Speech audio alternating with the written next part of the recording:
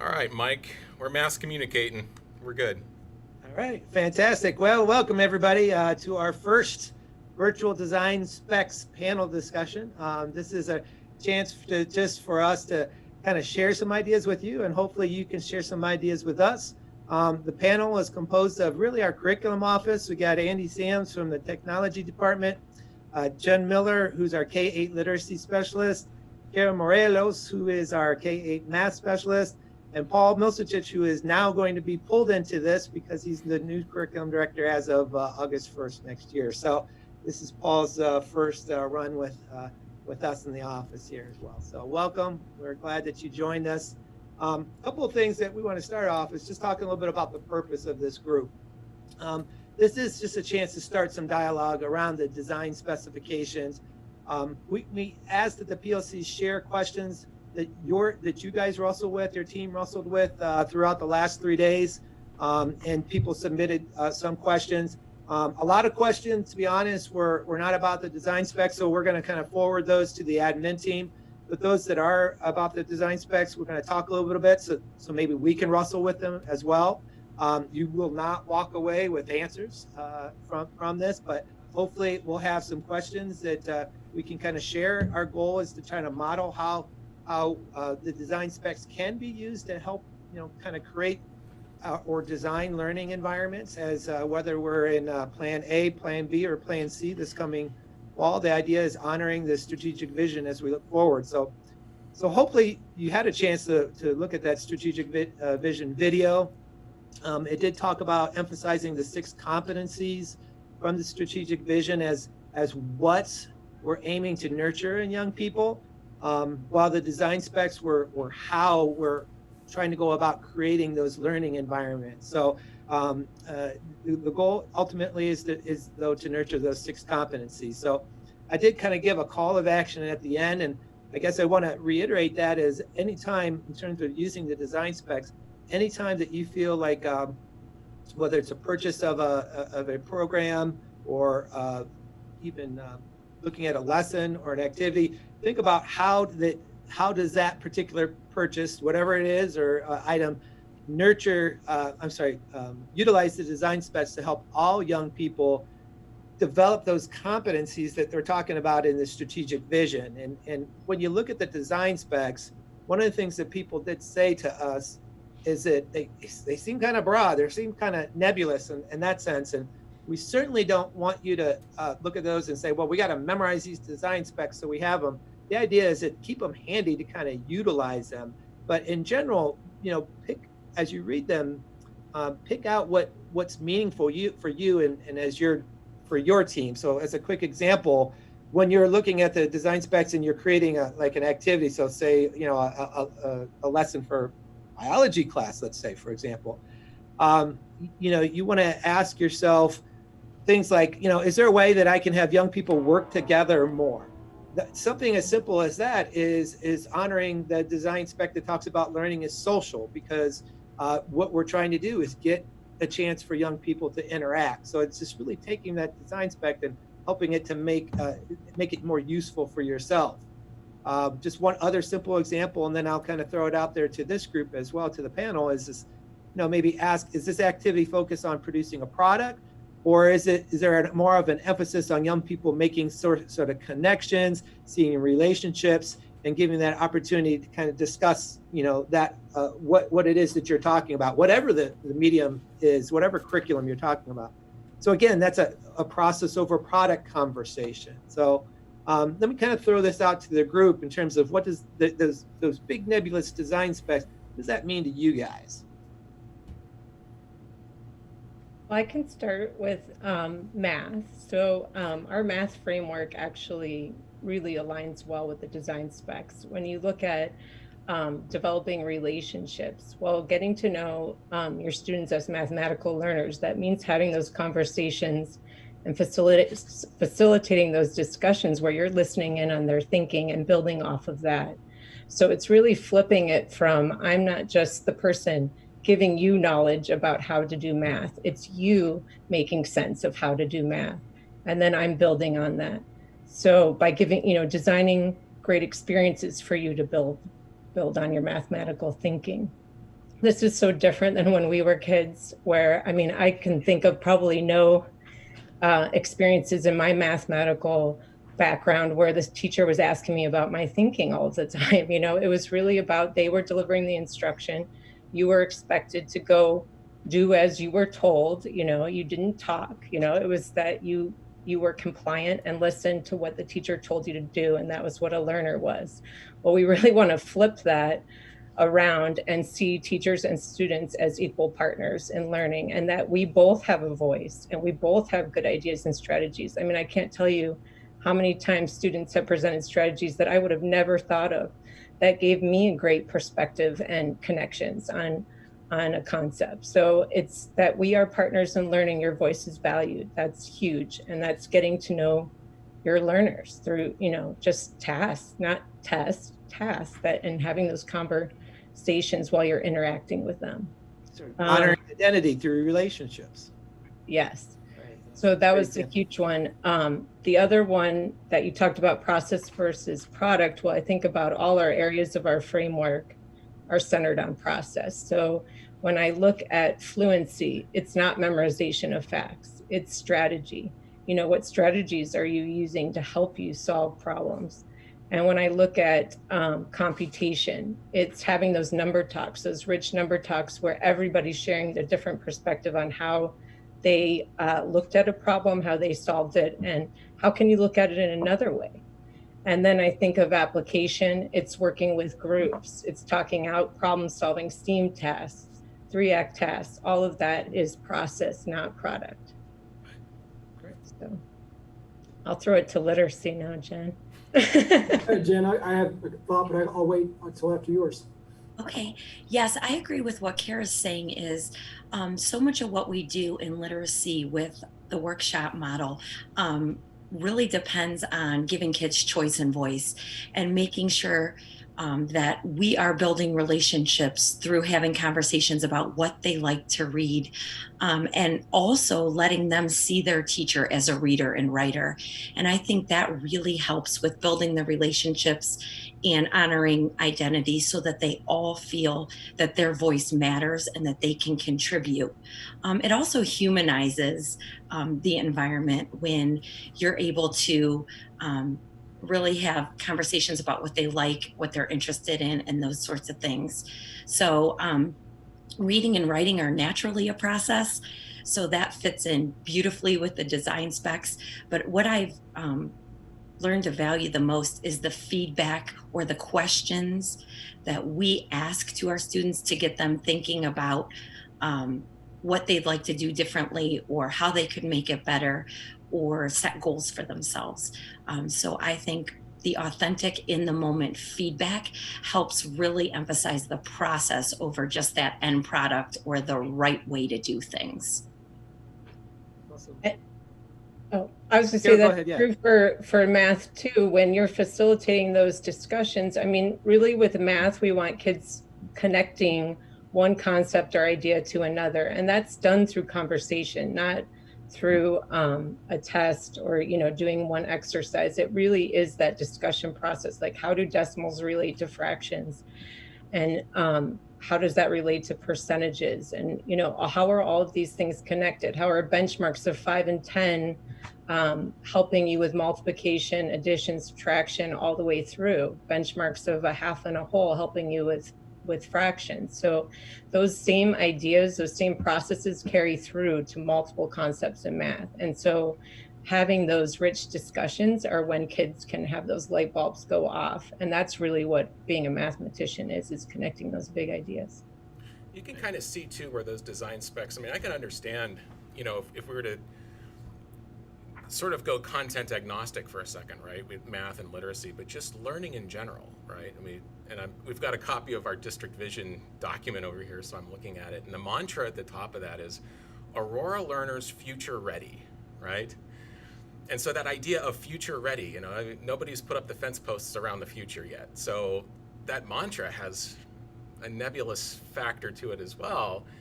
But I think what we can glean from future ready is just, what that's going to mean is it's going to mean adaptability. It's going to mean agility. It's going to mean the ability to really define learning intimately and for oneself in a collaborative and connected way in an age of abundance.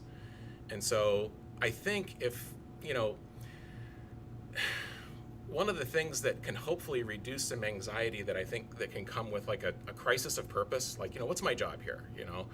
My job is to prepare young people for this test. It's also to get them ready for this. It's going to get them ready for Harmon, get them ready for Layton, get them ready for the high school, get them ready for, Math 4.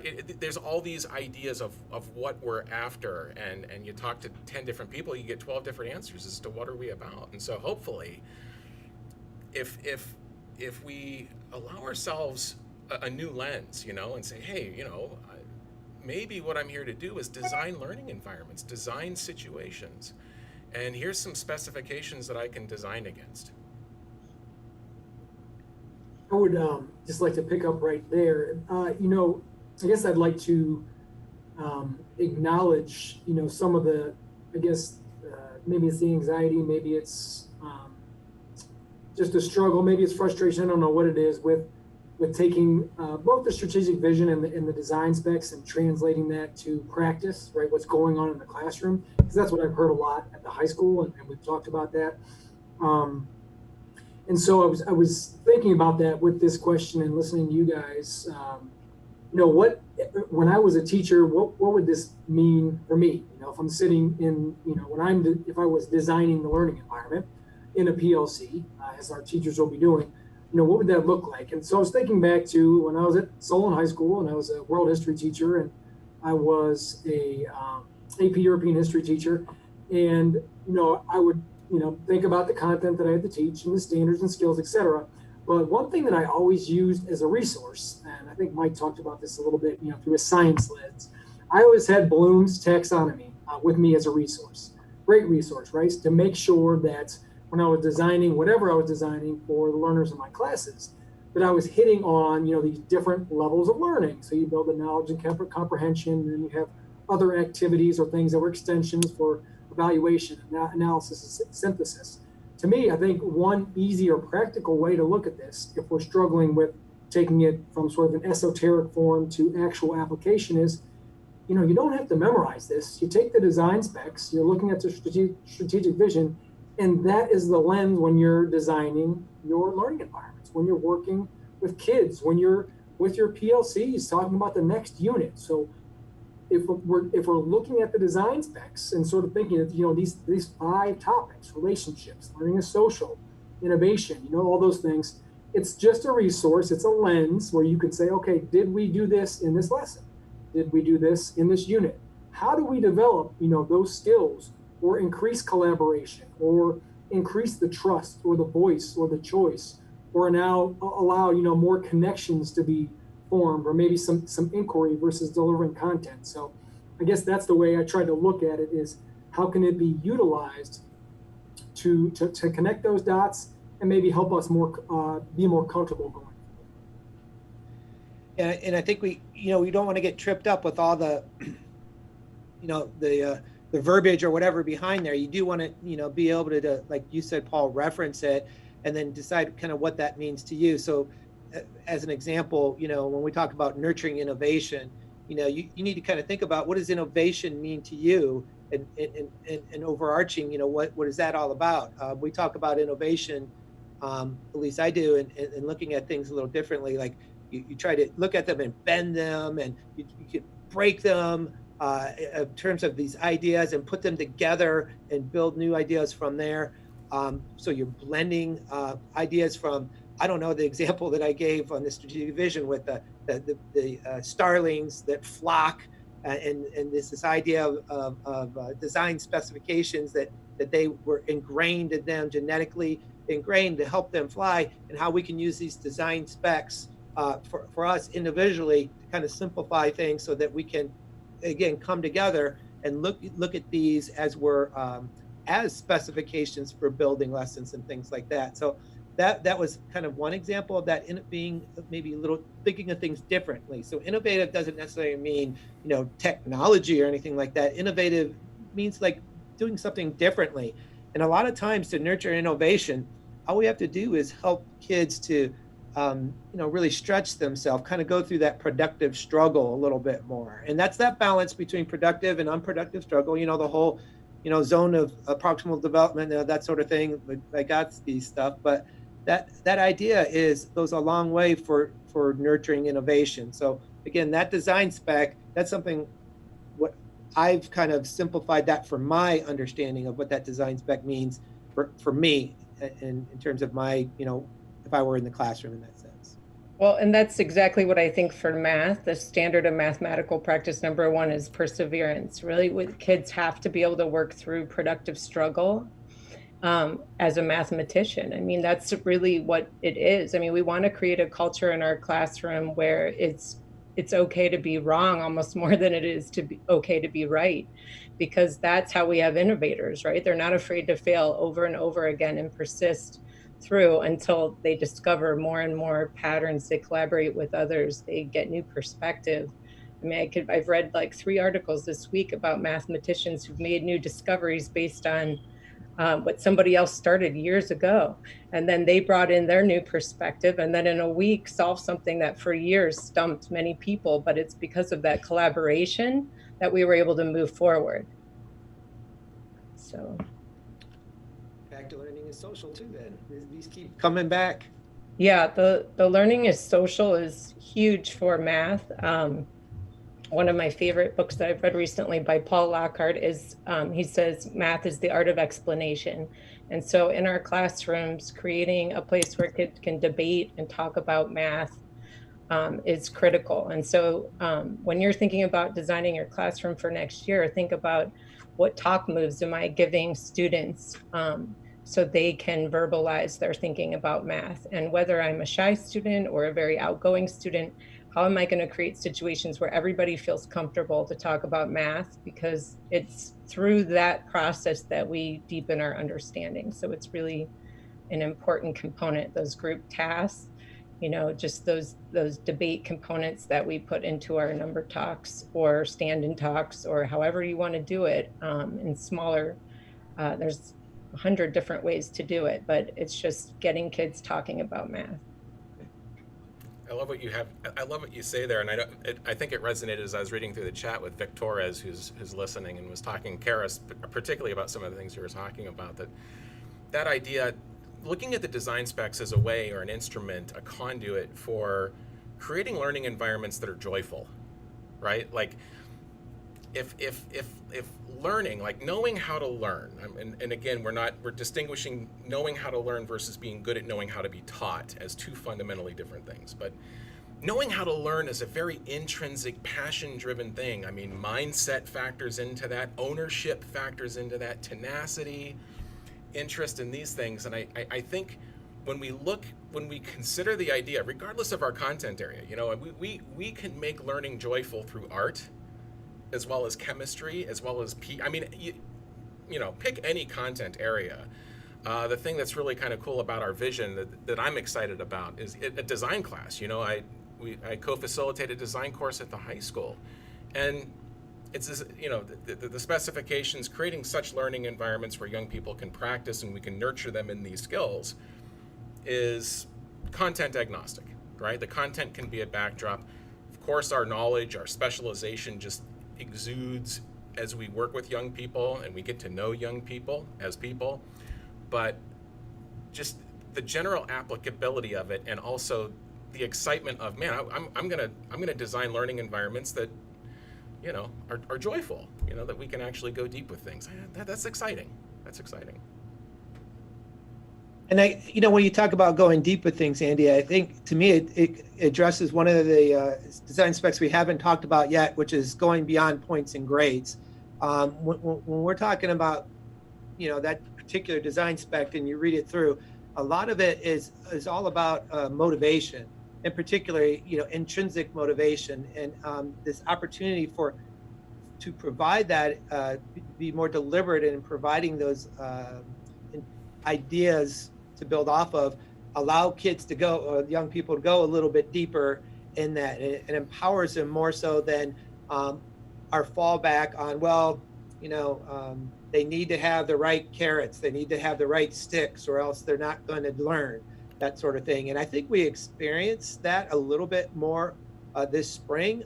We saw some kids struggle, and we saw other kids really fly with this idea of going beyond points and grades. So that actually was one of the questions that was submitted. It talks. Someone asked, can there be a school-wide commitment to focus more on process and then product, going beyond points and grades? In other words, we fear grades will drive efforts in other content areas if a school-wide approach is not taken. So maybe we can talk about where is that slippery slope if you as a classroom teacher are trying to build that intrinsic motivation, but somebody else is, maybe piling on the homework or the assignments. The kids start to triage. They start to kind of prioritize, knowing that, well, I need to do this in order to get these points versus going through the process and going beyond the points or grades. Thoughts on that? Yeah, I'll jump in there because obviously being at the high school, there's a large concern about grades and about GPA and about AP test scores and SAT and college entrance. And unfortunately, we only control some of that. Certainly we can play into it. We can try to diminish it as much as possible, but it exists. But we've had some of these conversations, and I actually want to go back to a conversation that I was having with Josh Rakow, or maybe it was Josh Rakow and a group of teacher leaders, or potentially even that PD day we had in February. I can't exactly remember the context, but I really like how we talked about it in that group, which is, yes, there are going to be parents, there are going to be students, there's going to be concern about grades, and we have to acknowledge that, and we can't make them go away. But what we can do is we can redirect. And so what we mean by that is when there's concern brought about grades, how can I get an A? How can I get a B? And when there's concern brought about product, that we need to redirect to process. So what I mean by that is, okay, a kid wants an A. He expresses the desire to get an A. Well, that just doesn't happen. So then as the math teacher or the English teacher, the science teacher, it doesn't matter. Like Andrew said, it's agnostic. Okay, so here is the process. What does an A student look like, or what does it mean to really learn at that level? What does it mean to master at that level, to read at that level, to do math at that level, whatever it is? What's it look like? We can turn that to the skills and the process every time grade comes up about the final product. So I guess I'm kind of talking about both. What I'm talking about 4 and 5. We're talking about process versus product, and also intrinsic versus extrinsic. Because I think that moves the learning to the intrinsic, and it also puts us back into the zone of process. So I guess that would be a high school example if anybody else wants to chime in on that. I was thinking, I had some great conversations in PLCs these last few days about oftentimes choice really motivates kids or our young people. So I was thinking of ways, or the team was thinking of ways that we could build in choice where they can choose how they want to demonstrate to their teacher or their classmates how they know what they know. So they can provide evidence in a way that is most meaningful for them. I don't think that grades necessarily have to be 8 out of 10 or based on points. I think it can be feedback, and I think that it can be choice driven. If a student chooses to make a flip grid to demonstrate to other people in the class what he has learned through his reading, I think you can gain so much information from that, and it's very valuable and authentic. So the choice matters, and then providing that authentic feedback, not just points. And I think what you've just said there, Jen, is goes really deep. And I know there's folks out there concerned. There's only a couple of us actively monitoring chat, so every once in a while I just want to kind of bring them into the conversation. But Rose Brown was pointing out, like right now, that the number of colleges, especially in California, that no longer require the ACT, SAT, right, and how that might like put a renewed focus on GPAs from high school. So we're definitely talking about. It's amazing how this vision. I mean, actually the design specs were written before the vision, and then the vision came about, and then COVID came about. But all these things that happened as a result of a global pandemic have brought a lot of these practices it forced the conversation, maybe is the way to put it, on a lot of these things. I would like to build off that too, because I saw, obviously you and Andy, or you and I, Andy, are monitoring and responding on the chat box. Rose Yep. also brought up a good point earlier about, I think she was quoting maybe Jen, seeing the teacher as a reader and a writer. Yeah. We did, just last year, we started this community of readers concept where students over the summer, we flipped summer reading on its head and have totally redone that concept. And we're in a year 2 where students 8th through 11th have a ton of books to choose from instead of being assigned a book. We're up to about 50, and they pick those books based upon interest, so they get their choice there. It helps with motivation. And then not only that, we have staff members, and next year we're expanding to student groups, we're expanding to community members who actually have read those books and are going to lead group discussions next year on those books that students have chosen. The reason why I connect those two and Rose connect that is I think that with the design specs, some of it is just modeling. You can model this in the classroom, and we can model this as schools as well. Are we, emphasizing collaboration amongst peers, which you do with the PLCs?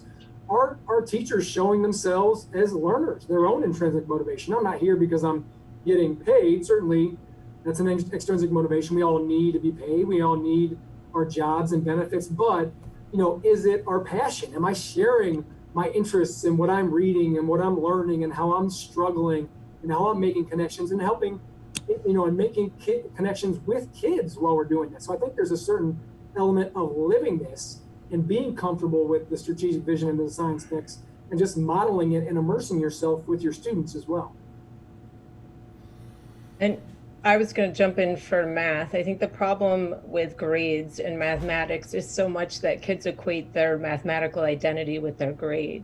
So I can't tell you how many times I've heard a student say to me like, "Oh, I'm good at math, I got an A."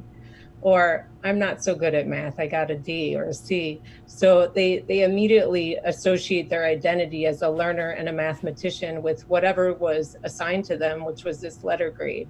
And that's unfortunate because we want them to always feel like they're limitless in their potential as a learner. And so that putting that kind of brand or label on them automatically makes them feel this kind of learned helplessness, like I'm not a math person. Well, everybody's a mathematician. We're all naturally problem solvers.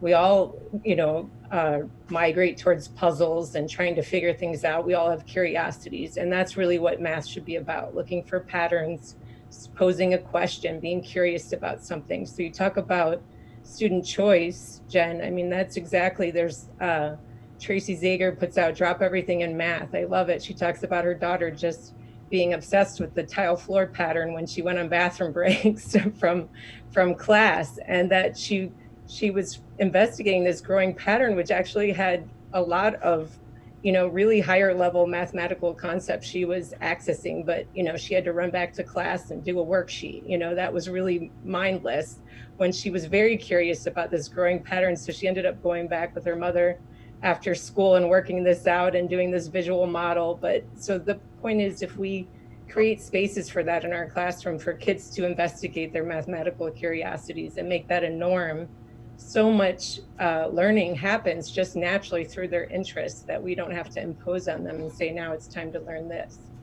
It's all authentically done through their interest. I'd like to think that the move out in California with getting away from the SAT and ACT, and I know Rose kind of alluded to, does that mean it's going to put more pressure on GPA? I'd like to think that that's going to hopefully nurture process more, because what will separate a student more so now won't be a data point, but what you've done to be where you're at. And so that idea of process over product, I'm hoping is a design specification that would feed into developing our young folks in that way. The process over product piece actually was another question that kind of was submitted, talking about what are some tips for designing lessons so that process is weighted more than product. When I read this, and Jen, not to put you on the spot, but I think I'm going to, it made me think of like, what are the look fors and listen fors that we talk about for readers and writers? Those are the things that when I read that question that popped out to me. I don't know if you could maybe elaborate on that more. Sure, absolutely. I think shifting away from a right or wrong answer and more toward, can you share your thinking about the reading or writing that took place? Something else that has really helped build the process is building community. So students feeling like they're a part of a larger community, that they can rely on each other, and they can have back and forth conversations with each other, that the teacher's not the expert in the room. They're all in the learning together. And I think that has really helped put the focus on the process of reading and thinking, and the process of writing and going back in to revise and share ways that they can make it better. But that doesn't mean focusing on one right or wrong answer. It means taking in various pieces of feedback and perspectives and deciding what will work best for you as a reader or a writer. There's a huge, I mean, that's hard work worth doing, I think, when we start talking about, and Paul was alluding to the idea of just how naturally process versus product, Spec 4 bleeds into Spec 5 beyond points and grades. And it's, look, this isn't a problem that's indigenous to Aurora City Schools, right? It's a problem in all of public education.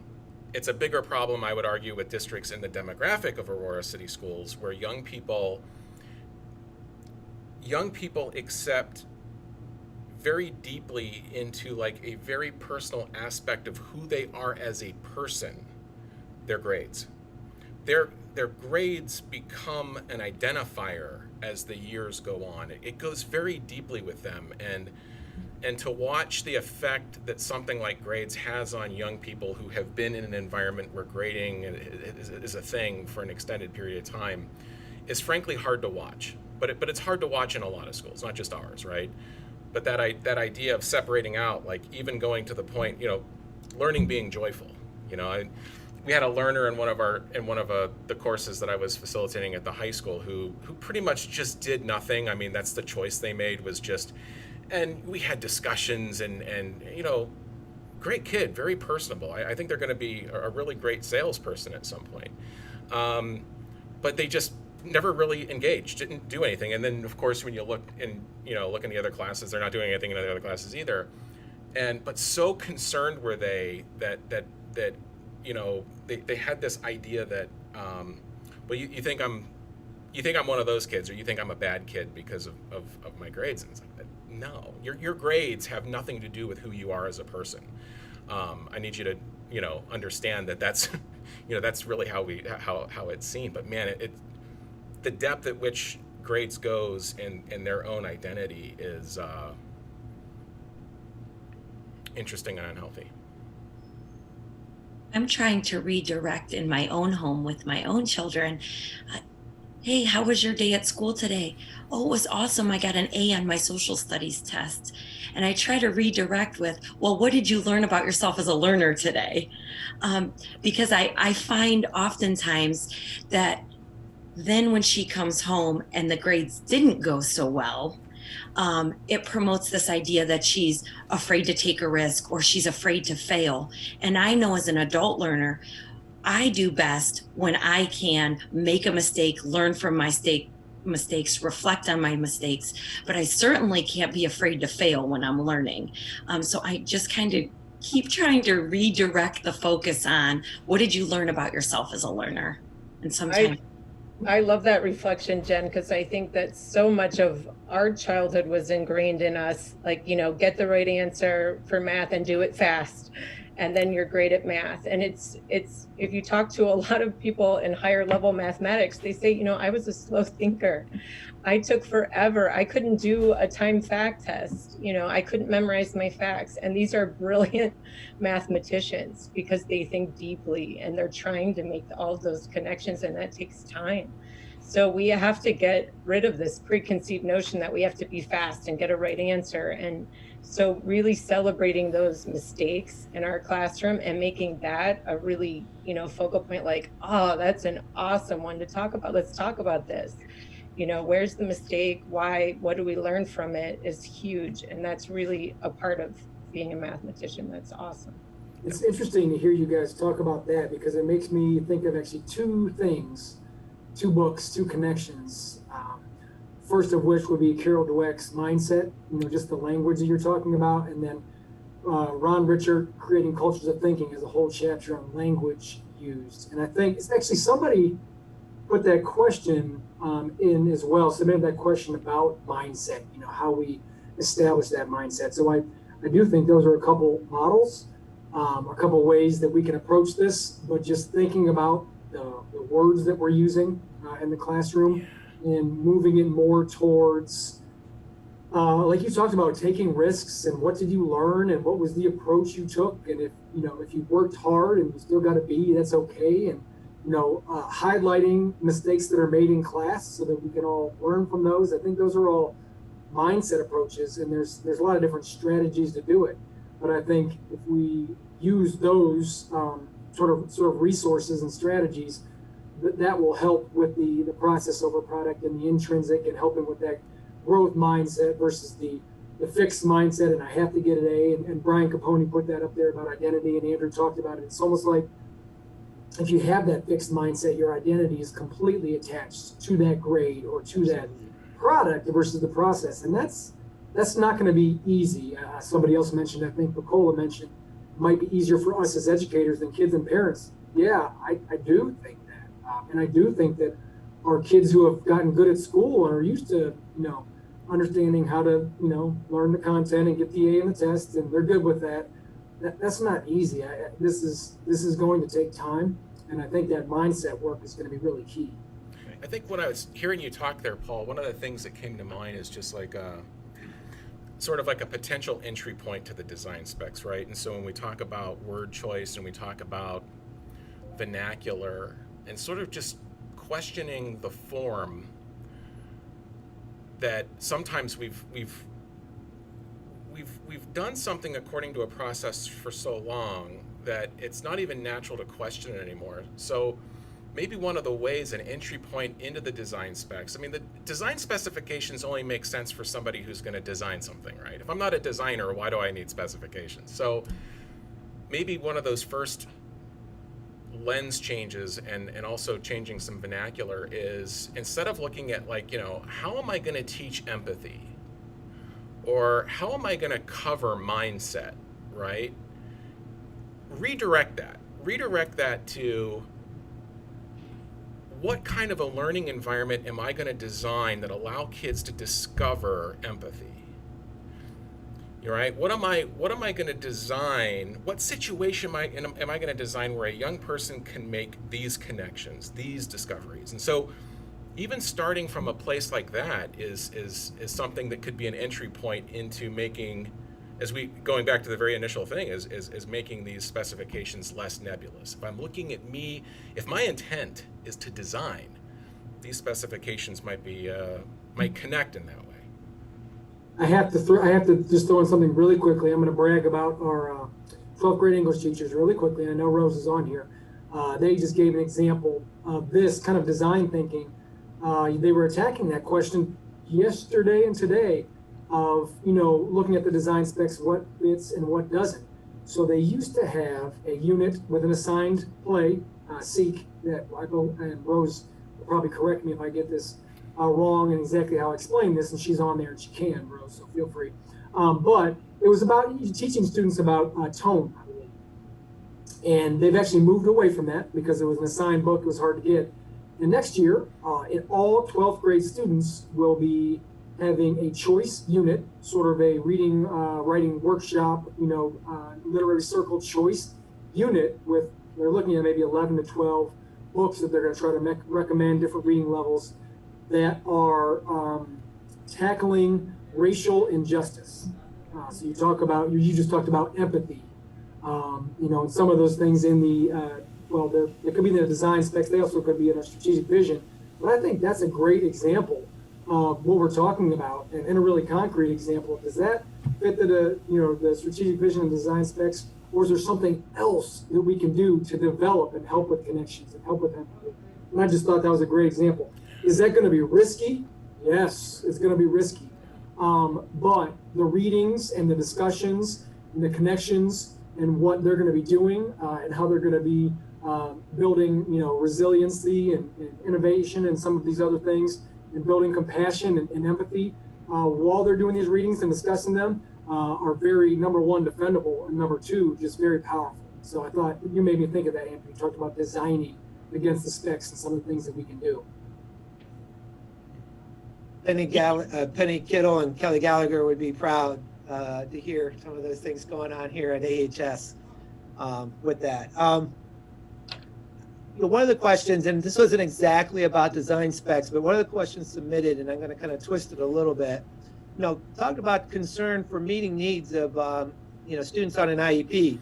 And I think I'm going to take that and stretch it to the other end of the spectrum and talk about gifted students as well, because so often the conversation comes up with the concern about, meeting the needs of the gifted student versus meeting the needs of the IEP student versus the student who's, run of the mill. These design specifications, let me throw it out there, and I'll put my 2 cents in too. Do they meet the needs of all ends of the spectrum and everybody across the continuum? Is there something in here that you see as a whole? Is there something that you see as a plus in terms of meeting the needs of the students? I just want to connect this to for somebody, I think it was Maureen, who asked if we know anything about UDL. So I do think there's a lot of direct connections and correlations, and I'll let Jen and Kara talk, because I feel like I've talked too much recently. But for that, universal design for learning, I would say that using the design specs is very similar to taking a UDL approach. That this is accessible to all students, and actually very helpful to all students. We're talking about voice and choice and some of the things that we're incorporating. So anyways, Jen or Kara, do you want to build off of that? Absolutely, Paul. I love that you say it's accessible, because there's an entry point for everybody. And it's about getting to know your readers and writers as well. And I think it's a low floor, high ceiling of meeting our readers and writers where they're at and knowing which questions we can ask that will promote goal setting and things like that, so that they become readers that think deeply all the time. And then they're able to talk about their reading with others. So I think it's really important that all students have an entry point, and that helps build their identity and helps them, because they're able to be social and talk about what they're reading and thinking, or what they're writing and their process of writing. So I think it does a beautiful job. The design specs help promote this idea of a low floor, high ceiling, meet them where they're at and set goals.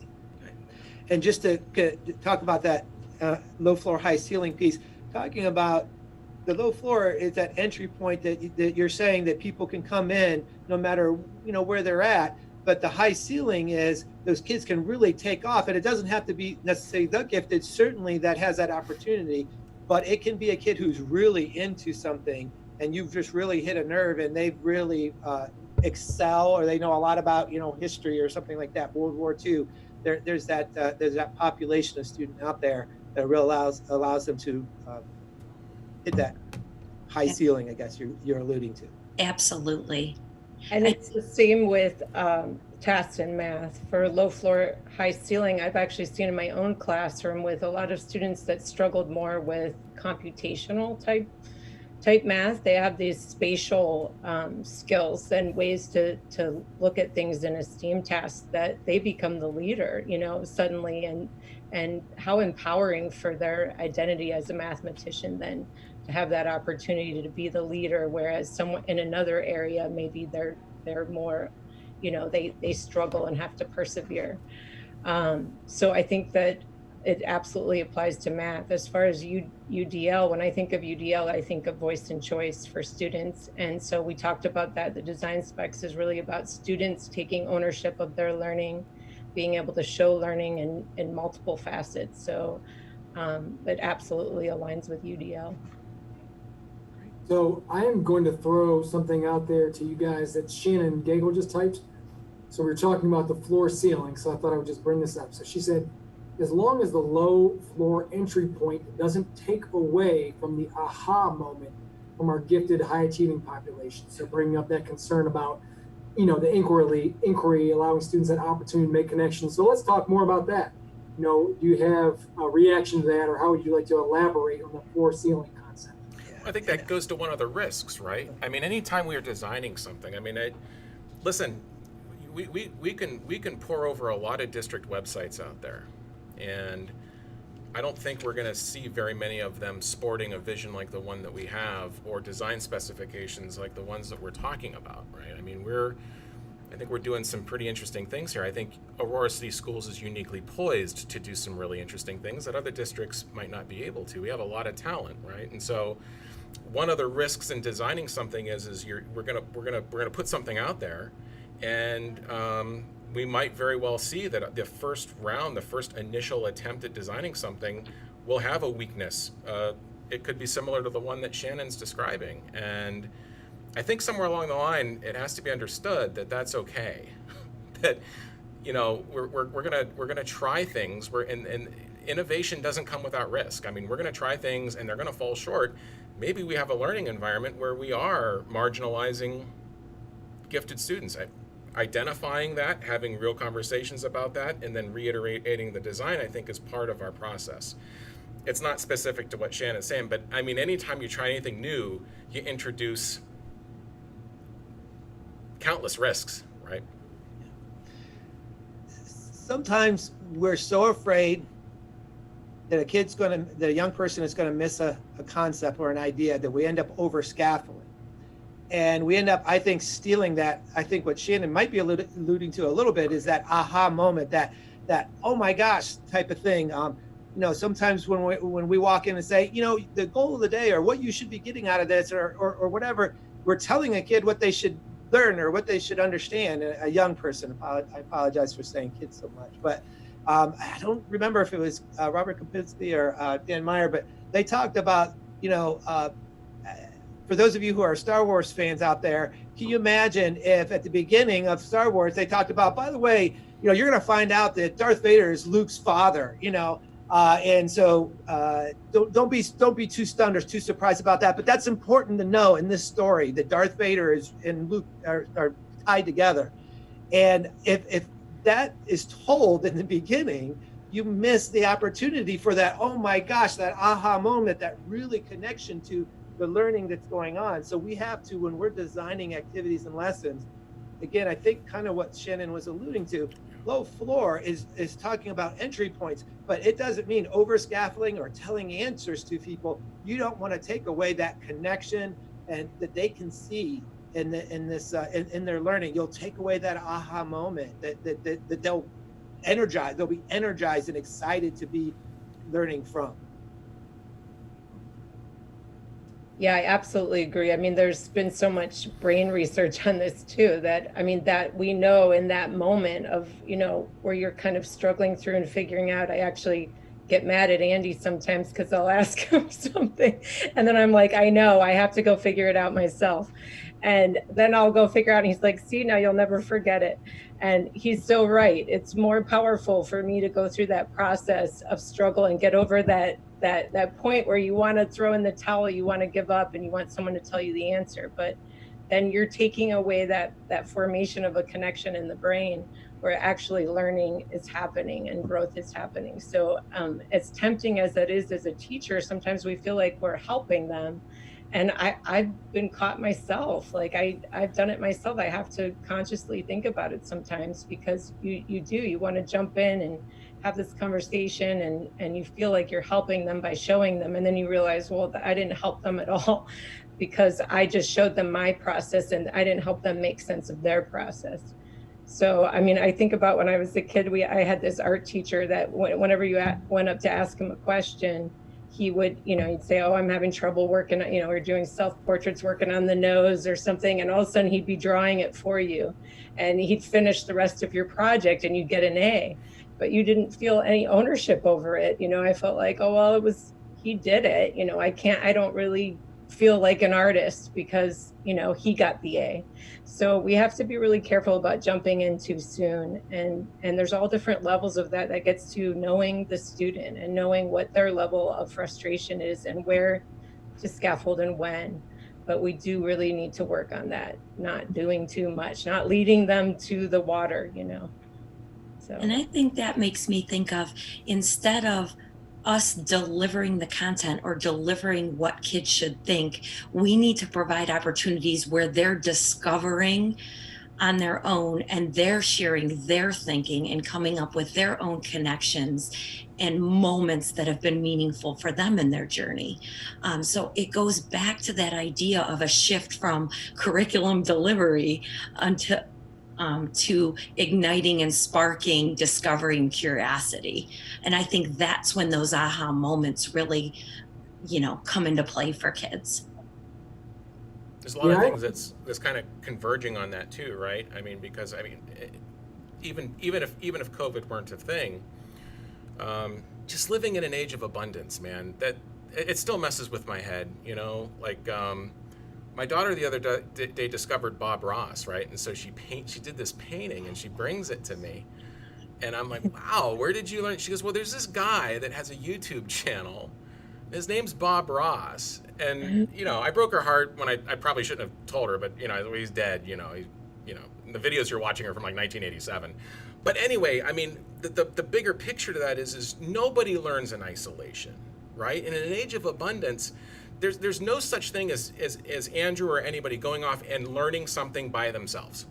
Just doesn't happen. I'm learning in a social way, even if it's from a dead person that wasn't even alive when I was.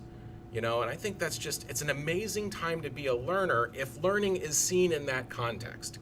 If learning transcends from a standard way of everybody knowing a very narrow thing to a process of what it means to actually take ownership of that for oneself and derive meaning for life out of what I learned, man, that's so powerful. That's just exciting.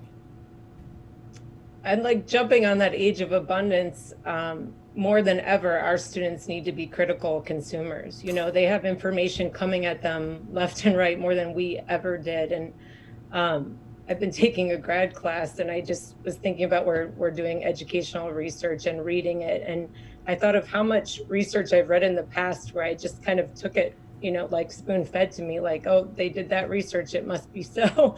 But now I'm looking at it with so much more of a critical eye, like, well, that sampling wasn't very large, or, oh, that wasn't really a valid assessment or things. So think about all the information that come at our kids through YouTube, through, TikTok, through everything. And they take a lot of this at face value. So more than ever, we need to teach them to be critical thinkers and how to consume information and really be skeptics, like challenge that. Is that true? Did you find another perspective, another source? I was having an argument with the other day with my high schooler about sports drinks. I was saying, oh, those are terrible for you, this or that. And he comes back with an article about, well, this is the healthier one with coconut water. And I said, well, let's look at the ingredients. And it was like 24 grams of sugar. And it's like, you can't argue with that. It's not healthy.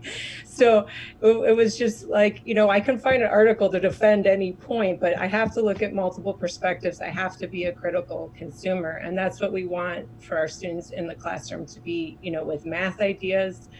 Is that answer right? What, do you agree? Do you disagree? Why? Justify your answer. Don't just take it that I said it's the right answer or your group member said it's the right answer. So just really thinking about what we want them to carry through life, not to pass a test, not to score 100% on the AIR test, but to be critical thinkers for life and learners and passionate about learning. I wanted to just piggyback on that really quickly too, because I think we're talking about consuming, we're talking about critical consumption.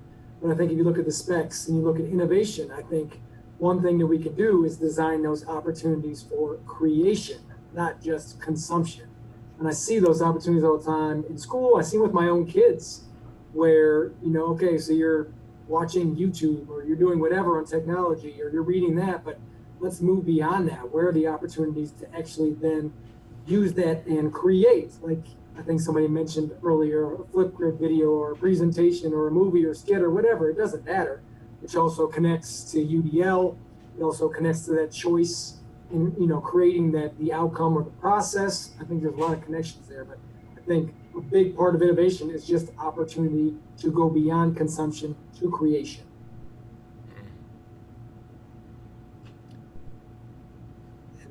That's a great point. You know what it's not, Paul, I guess it's not a fear of failure. It's not undermining learning, and it's not promoting cheating. All things that grades do. Those are some of the side effects that grades end up happening. So we do have to deal with grades, and you've alluded to this. You've talked about this in your some of your staff meetings and things like that. But what these specs are trying to do, I think, is help us focus what we feel are important when we're designing learning environments for young people that will allow them to nurture those competencies that we're talking about within our strategic vision. So I don't know if there's anything else that people have comment wise out there, or Looking, I think we've covered a lot of it. I guess just one other thing, I like that April brought this up, relationships, and we stressed it a lot in the videos, but maybe we could just end with that, you know, how the design specs really lend themselves to relationships and how those can be developed, you know, using this as a tool for actually extending relationships. I think that is a strong point to end on. I'm glad that you brought it up. Any other last thoughts from anyone else on the panel? I just related to relationships. I think it's the foundation of it all. I mean, I think it all can't happen if you don't start with that and just creating that safe space. Kids don't learn if it's not a safe environment for them. So just knowing they're safe, nurtured, it's okay to take risks in that environment is immediately going to, your achievement is going to go up the roof. So, I mean, that is the foundation of it all. Absolutely. All right, great.